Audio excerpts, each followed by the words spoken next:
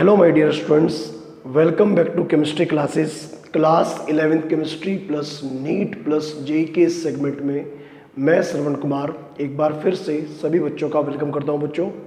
बच्चों जैसा कि आप लोग जानते हो, हम लोगों ने 11th क्लास में ये जो केमिस्ट्री की ऑनलाइन लेक्चर सीरीज है ये शुरू की है और आप लोगों को लेक्चर नंबर 1 हमने प्रोवाइड किया था।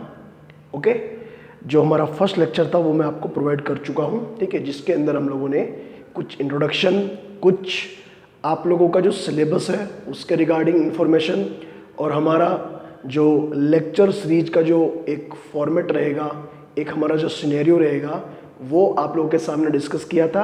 आपके कुछ करियर के रिगार्डिंग इंफॉर्मेशन आपको प्रोवाइड की थी और हमें किस पैटर्न में हमें ये लेक्चर सीरीज लेके चलनी है और जो हमारा सिलेबस और जो हमारा जितना भी कॉन्सेप्ट रहेगा इस ऑनलाइन प्लेटफॉर्म का वो आप लोगों के सामने लेक्चर 1 की हेल्प से आप लोगों तक मैंने पहुंचाया था। ठीक है, उम्मीद है पहला लेक्चर आपको पसंद आया होगा बच्चों। और अब मैं लेक्चर नंबर 2, आज हमारा लेक्चर नंबर 2 है chapter 1 basic concept of chemistry and mole concept का। ठीक है, हम लोगों ने थोड़ा सा इंट्रोडक्शन चैप्टर का आपको दिया था, ठीक है, जिसके अंदर आपको क्लासिफिकेशन ऑफ मैटर, उसके कितने टाइप्स हैं और जो जो पार्ट इंपॉर्टेंट है वो आपके सामने डिस्कस किए थे। ठीक है, तो चलिए एक बार थोड़ा सा उस क्लासिफिकेशन के रिगार्डिंग ही पहले हम लोग स्टार्टिंग में बात करते हैं, उसी टॉपिक के ऊपर जो हमारा टॉपिक नंबर 1 था उसी टॉपिक के ऊपर। देखिए स्टूडेंट, इस क्लासिफिकेशन में सॉलिड, लिक्विड और गैस के बारे में आप लोग ऑलरेडी जानते हो। ठीक है, मेन बात यहां पर क्या होती है, बोस-आइंस्टीन कंडेंसेट। एक तो वर्ड आता है यहां पर प्लाज्मा। मैटर की जो फॉर्म है प्लाज्मा, ये क्या है? देखिए, प्लाज्मा मैटर की वो फेज होती है, वो स्टेट होती है जो हमें बहुत ही ज़्यादा हाई टेम्परेचर पर मिलती है। अर्थ पर तो ऐसा पॉसिबल नहीं है, लेकिन हाँ सन के ऊपर जो भी मास, जो भी मटेरियल एग्जिस्ट करता है वो प्लाज्मा की फॉर्म में ही एग्जिस्ट करता है। ठीक है, the state of matter, the state of matter that exists at high temperature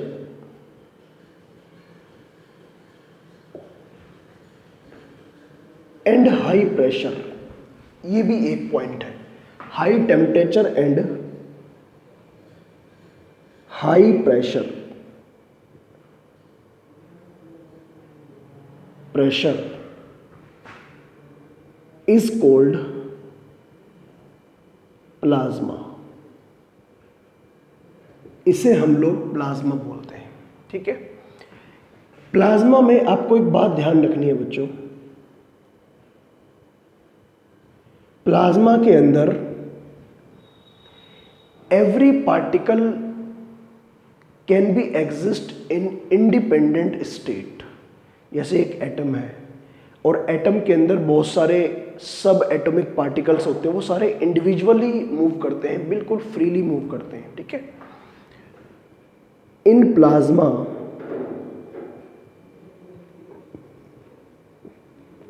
all particles are free or exist in ionic state। Ionic state में एग्जिस्ट करते हैं। ठीक है, प्लाज्मा का सबसे बेटर एग्जांपल है मास ऑन सन। सन के ऊपर मिलने वाला जो भी मटेरियल है उसे हम लोग प्लाज्मा कह सकते हैं। ठीक है, जितना भी मास सन के ऊपर एग्जिस्ट करता है, क्योंकि वहाँ पर बहुत ज़्यादा टेम्परेचर है, ठीक है, इसलिए वो प्लाज्मा है। ठीक है, sun is an example of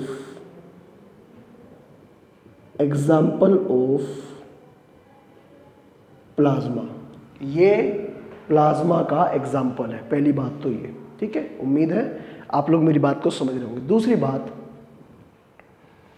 ये जो आपके एलईडी एलसीडी जो टेलीविजन होता है उसके अंदर जो पिक्चर मूव करती है, ठीक है, क्योंकि वहाँ भी बहुत ज़्यादा टेम्परेचर होता है, या फिर जो आपकी ट्यूबलाइट्स होती है, CFL होती है, इसके अंदर जो भी मटेरियल इसके अंदर मूव करता है, शाइन करता है, चमकता है, that is also a plasma. उसे भी हम लोग प्लाज्मा बोल सकते हैं, ठीक है। तो आप कह सकते हैं कि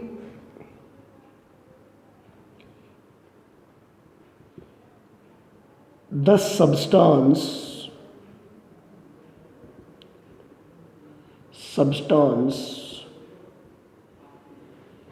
move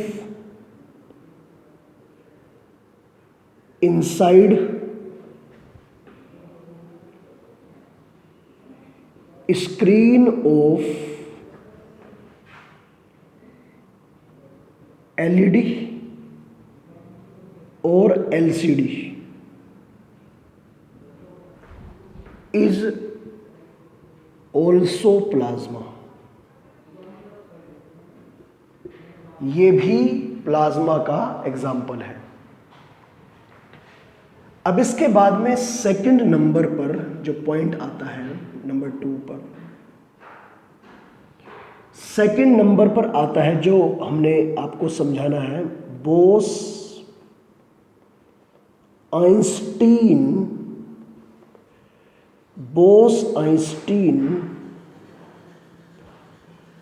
condensate.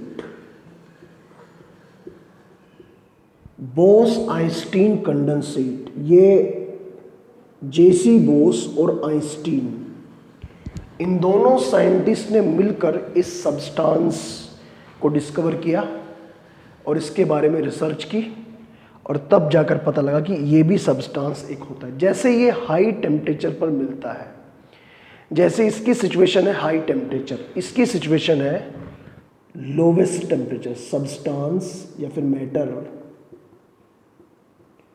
exist at lowest temperature।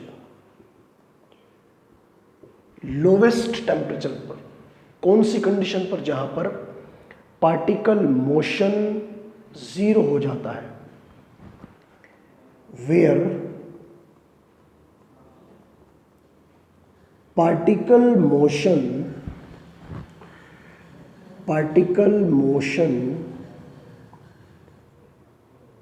Is become 0। जहां पर पार्टिकल मोशन 0 हो जाता है उसे हम लोग क्या बोलते हैं? उसे हम लोग बोलते हैं बोस आइंस्टीन कंडेंसेट। हीलियम के बारे में ऐसा कहा जाता है, ठीक है, सॉलिड हीलियम ऐसा ही होता है, सॉलिड हीलियम, ठीक है। कुछ इनकी इलेक्ट्रॉनिक स्टेट होती है, इलेक्ट्रॉन की स्पिन वगैरह कुछ इस तरह से ये एग्जिस्ट करते हैं। तो खैर ज़्यादा डिटेल नहीं है इनके बारे में। ये प्लाज्मा और ये बोस आइंस्टीन कंडेंसेट हमने आपके सामने डिस्कस किया। ओके, सॉलिड लिक्विड गैस के बारे में आप लोग ऑलरेडी जानते हो। अब मैं थोड़ा सा आप लोगों के बारे में, आप लोगों को एलिमेंट्स और कंपाउंड के रिगार्डिंग थोड़ी सी इंफॉर्मेशन दे रहा हूँ, ठीक है।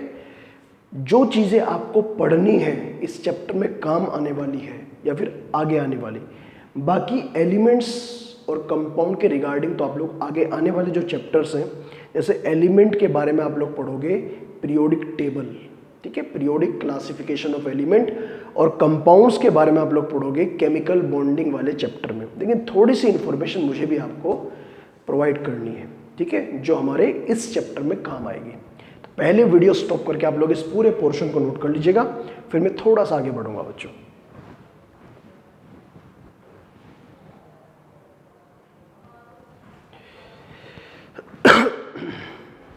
Excuse me. तो चलिए स्टूडेंट, हम लोग बात करते हैं अब थोड़ा सा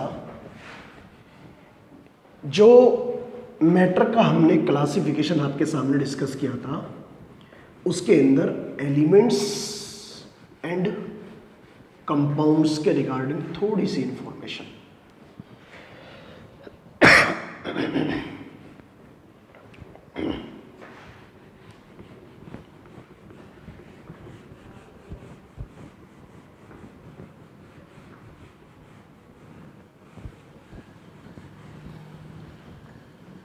देखिए,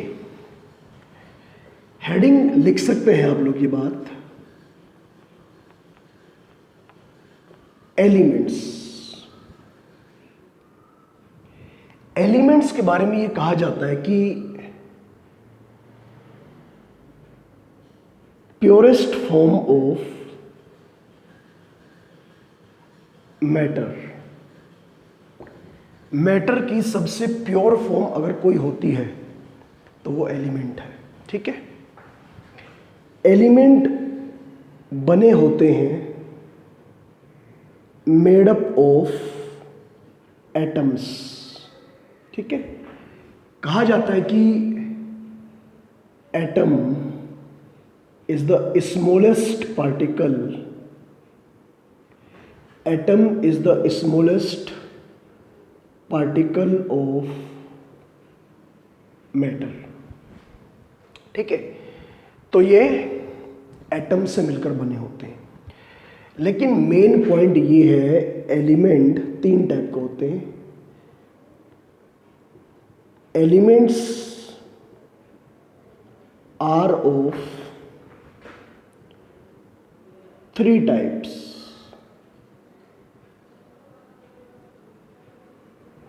एलिमेंट्स तीन टाइप के होते हैं बच्चों। इनमें सबसे पहला नंबर जो आता है वो है मेटल्स। ठीक है, अब ज़्यादा डिटेल आपको पढ़ाई जाएगी वहीं पर, लेकिन मेटल्स के एग्जाम्पल जो कॉमनली हम लोग सुनते हैं पढ़ते हैं, आयरन, ठीक है, कॉपर, एल्यूमिनियम, गोल्ड, सिल्वर,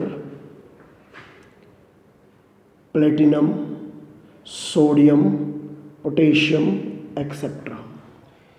ये वो एलिमेंट हैं जो मेटल्स की कैटेगरी में रखे जाते हैं। नंबर 2 पर नॉन मेटल्स। डिटेल्स के बारे में मैं बार बार बोल रहा हूं कि डिटेल्स हम लोग उसी चैप्टर में पढ़ेंगे जिस चैप्टर का ये टॉपिक है। नॉन मेटल जैसे कि hydrogen, helium, neon, nitrogen, oxygen, chlorine, bromine, carbon etcetera. ये आपके सामने ऐसे एलिमेंट हैं जो नॉन मेटल कहलाते हैं। ठीक है, क्यों कहलाते हैं, बात की बात है। लास्ट और थर्ड नंबर पर आता है मेटलॉइड। मेटलॉइड्स हम लोग किन्हें बोलते हैं बच्चों,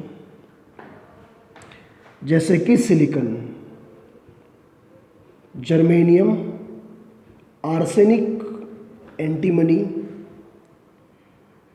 बिस्मथ, ये नहीं होता एंटीमनी, और एक्सेट्रा। बस बाकी वैसे तो लगभग 7 या 8 नॉन मेटल है, मेटलॉइड है, वो हम लोग बाद में बताएंगे आपको। तो ये है एलिमेंट्स के रिगार्डिंग इंफॉर्मेशन। ओके, एक छोटी सी हेडिंग और मैं आपको लिखवाना चाहता हूँ, ये हमारी बात पूरी हो जाएगी। कंपाउंड्स। हम लोग कंपाउंड्स किन्हें बोलते हैं? देखिए, कंपाउंड्स बच्चों हम लोग उन सब्सटेंस को बोलते हैं, उन केमिकल सब्सटेंस को कंपाउंड कहा जाता है जो सब्सटेंस 2 या 2 से ज़्यादा एलिमेंट के एक फिक्स कॉम्बिनेशन से बनते हैं। कह सकते हैं the compounds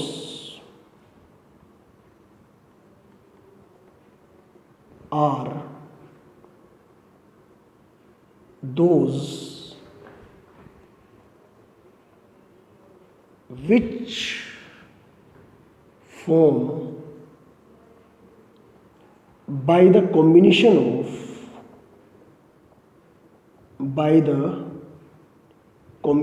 of two or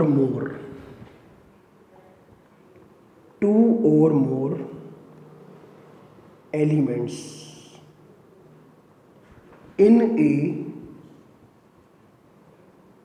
fix ratio. ठीक है, जब दो या दो से ज़्यादा एलिमेंट एक फिक्स रेशियो में कंबाइंड हो जाएंगे तो उनसे मिलकर बनते हैं कंपाउंड। जैसे कि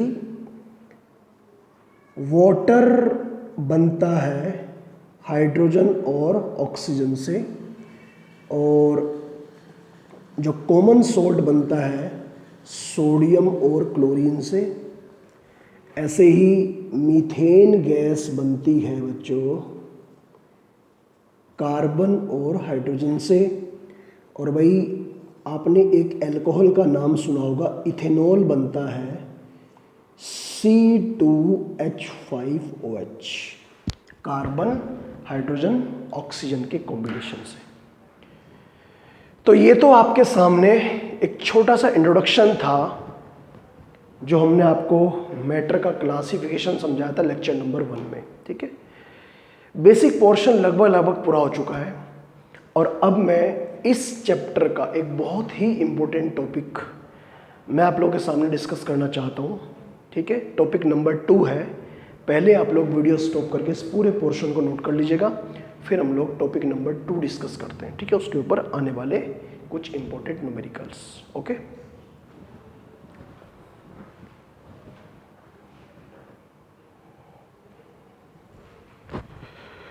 चलिए टॉपिक नंबर 2 शुरू करना है हमें। लेकिन टॉपिक नंबर 2 शुरू करने से पहले मैं आपको छोटा सा एक होमवर्क देना चाहता हूं, क्योंकि अभी से अगर वो होमवर्क आपने शुरू कर दिया, क्योंकि उस होमवर्क को करने में आपको लगभग 4 या 5 दिन लग सकते हैं। धीरे धीरे वो आपको याद करना पड़ेगा, मेमोराइज करना पड़ेगा। एक्चुअली वो याद करने वाली चीज़ है। ठीक है, आपने क्या करना है, आपने कुछ एलिमेंट के धीरे धीरे करके, आपको पता है पीरियोडिक टेबल में लगभग 118 एलिमेंट्स प्रेजेंट है। तो आपका आज का होमवर्क ये है, लेक्चर नंबर 2 का जो होमवर्क मैं आपको दे रहा हूं, लेक्चर 2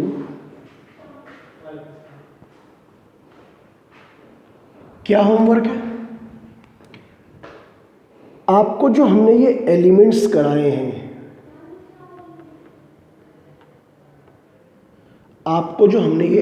कराए हैं, इन एलिमेंट्स के regarding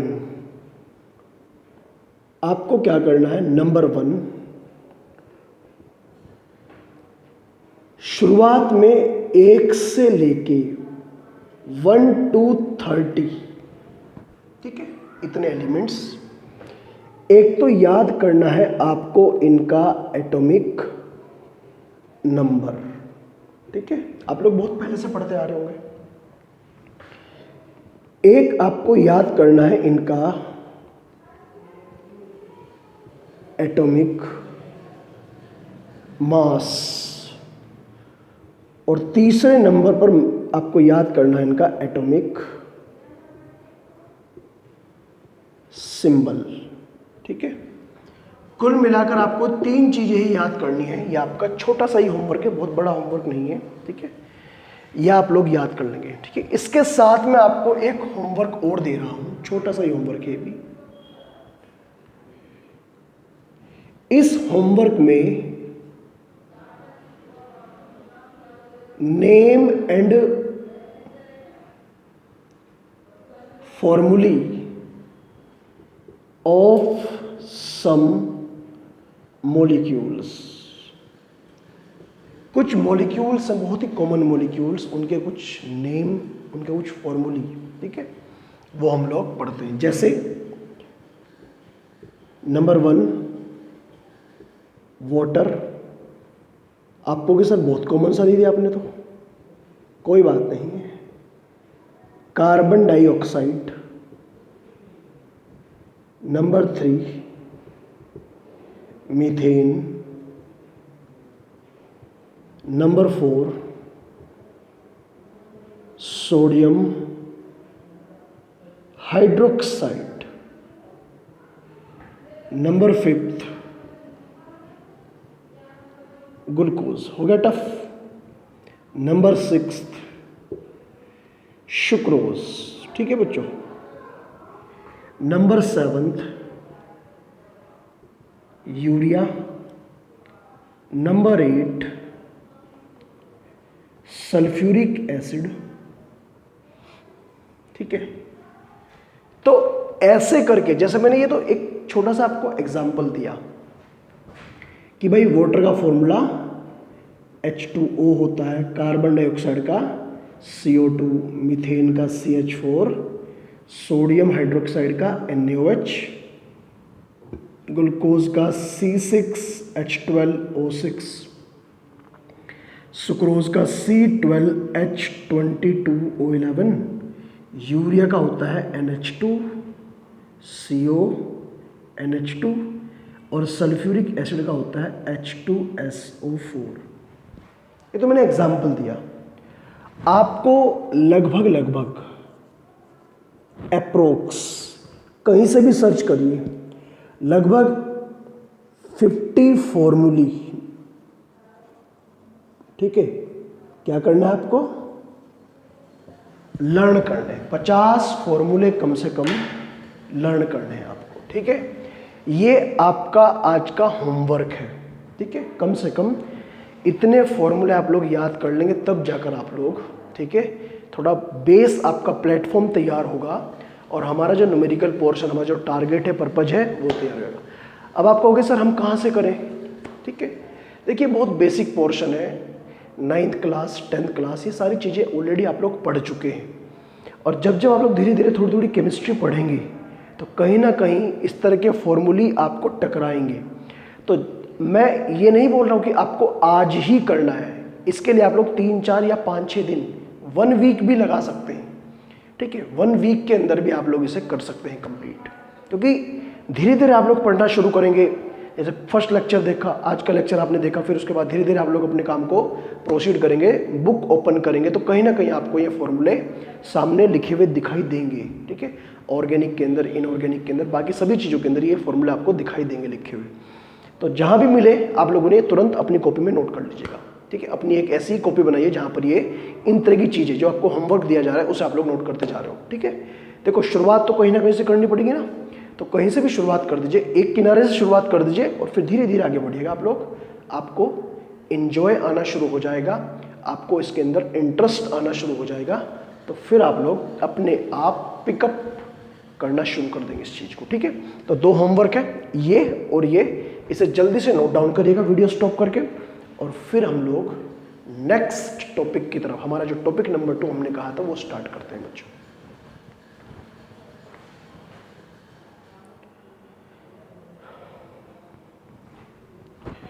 okay student, topic number 2। Topic number 2 बहुत ही इंपॉर्टेंट है आप लोगों के लिए, और देखते हैं हम लोग टॉपिक नंबर 2 में क्या क्या और किस किस तरह की चीज़ें सॉल्व आउट करते हैं।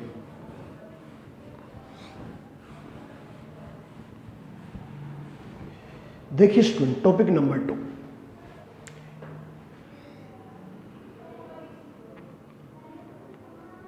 हमारा टॉपिक नंबर 2 है ये। पहले हम लोग टॉपिक को पूरा समझाएंगे थियोरेटिकली, मैथमेटिकली, जितने भी उसके फॉर्मूले या फॉर्मूला जो बनेगा वो कंप्लीट करके, और फिर 1 by 1 common example, NCERT example और एनसीईआरटी एग्जाम्पलर, और फिर प्रीवियस ईयर नीट जेईई, सारे क्वेश्चंस कंप्लीट करेंगे। टॉपिक का नाम है मोल कॉन्सेप्ट। ठीक है, अभी हमने शुरू कर दिया है। ठीक है, थोड़ा लेंदी टॉपिक है तो समझने में भी और लिखने में टाइम लगेगा। क्या है मोल कॉन्सेप्ट? देखिए, मोल किसी भी केमिकल सब्सटेंस को मेजर करने का एक पैरामीटर है, ठीक है। Mole is the unit to measure amount of substance. कह सकते हैं मोल के regarding, mole is a basic physical quantity,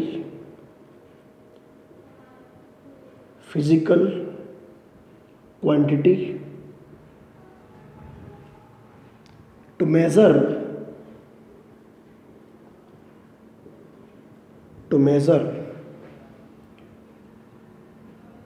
amount of substance,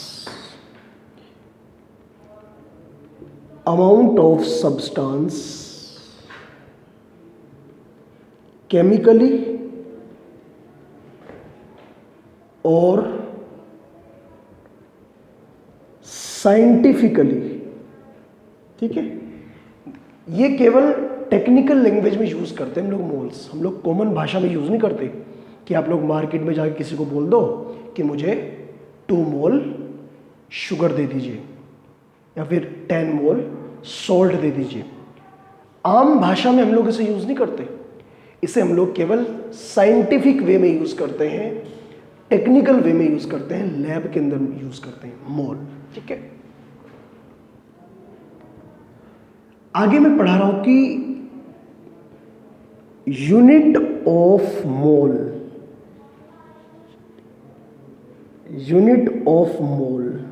is mole. Mole की यूनिट मोल ही होती है, लेकिन MOL mole, and it is denoted by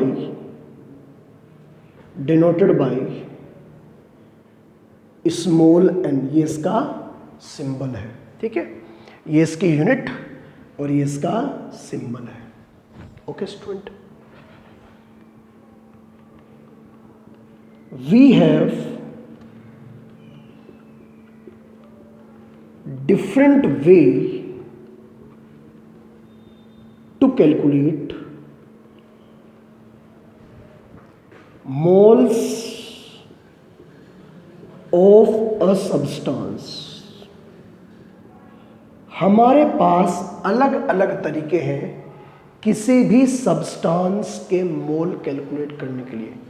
अब हमें उन वे को, वो जो मेथड्स हैं, उन्हें डिस्कस करना है one by one with example.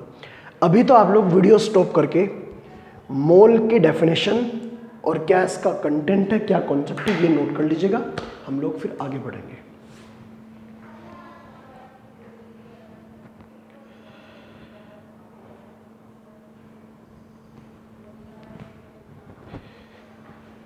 तो स्टूडेंट, आज के लेक्चर में तो ये पूरा नहीं हो पाएगा, ठीक है, बिकॉज लेक्चर की जो ड्यूरेशन है वो कंप्लीट हो चुकी है।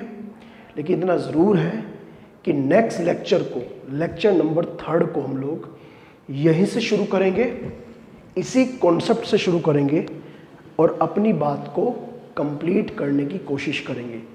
जो हमारे पास डिफरेंट मेथड्स हैं मोल कैलकुलेट करने के, वो मैं नेक्स्ट लेक्चर में आपको विद एग्जाम्पल एक्सप्लेन कराऊंगा कि हम लोग मोल कैलकुलेट करते कैसे हैं, ठीक है। आज हमने कुछ बेसिक पोर्शन कंप्लीट किया, कुछ आपको होमवर्क दिया और हमने टॉपिक नंबर 2 शुरू कर दिया है, ठीक है। तो चलिए स्टूडेंट, आज के लेक्चर को यहीं पर कंप्लीट करते हैं और मिलते हैं नेक्स्ट लेक्चर में इसी टॉपिक को यहीं से शुरू करते हुए, ठीक है। आज के लिए इतना ही। Thank you, all the best.